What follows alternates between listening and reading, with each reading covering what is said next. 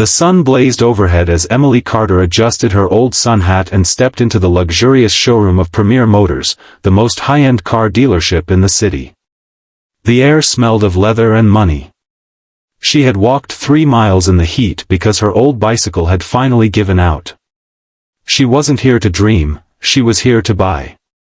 A salesman, Daniel Whitmore, with slicked back hair and a Rolex that gleamed under the showroom lights, eyed her from behind his desk. His smirk was immediate. "Can I help you, ma'am?" His tone dripped with condescension. Emily smiled politely. "Yes, I'd like to see your most reliable used car, please. Something under $10,000. Daniel let out a short laugh.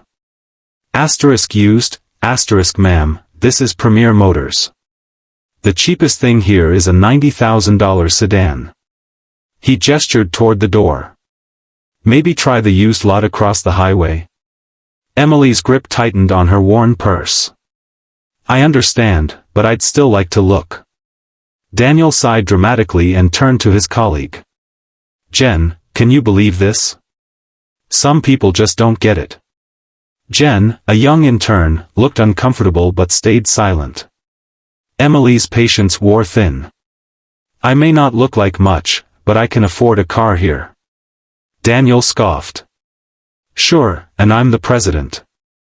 Listen, lady, we don't have time for games. Security. A burly guard approached, and before Emily could protest, she was escorted out, in front of a crowd of wealthy onlookers, some of whom snickered. Humiliated, Emily walked away, tears stinging her eyes. That evening, Richard Carter returned home from a business trip to find his wife unusually quiet.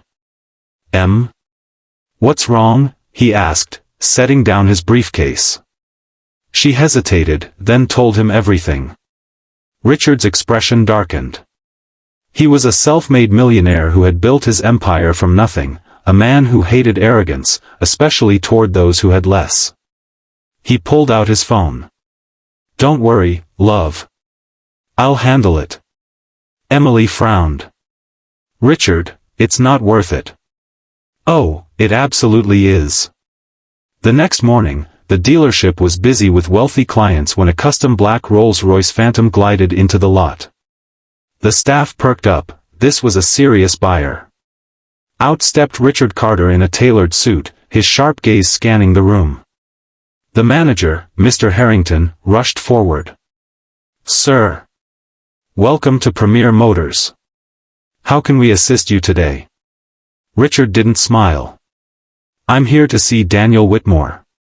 Daniel, recognizing the name Carter from Forbes, hurried over, grinning. Mr. Carter. An honor. What can I? You threw my wife out yesterday. Daniel's smile vanished. Just then, the Rolls-Royce's door opened again, and out stepped Emily, now dressed in an elegant designer dress, her hair styled, confidence radiating from her. The entire showroom froze. Richard wrapped an arm around Emily. You judged her for her clothes. You humiliated her in front of everyone.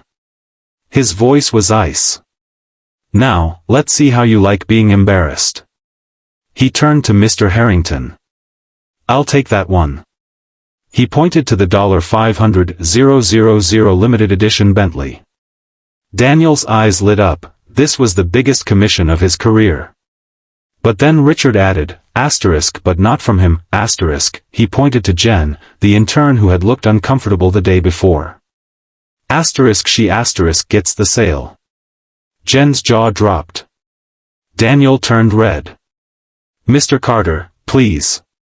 Richard cut him off. Oh, and one more thing. He looked at Mr. Harrington.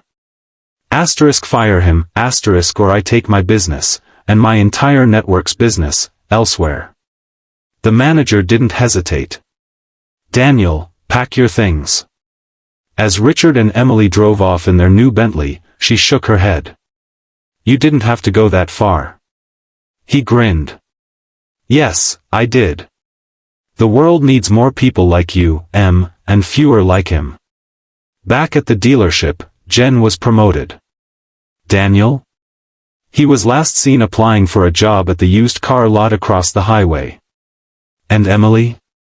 She still drove her old car most days, because true wealth isn't about what you own, but about the kindness you show. Never judge a book by its cover. Arrogance loses opportunities, but kindness? That's priceless.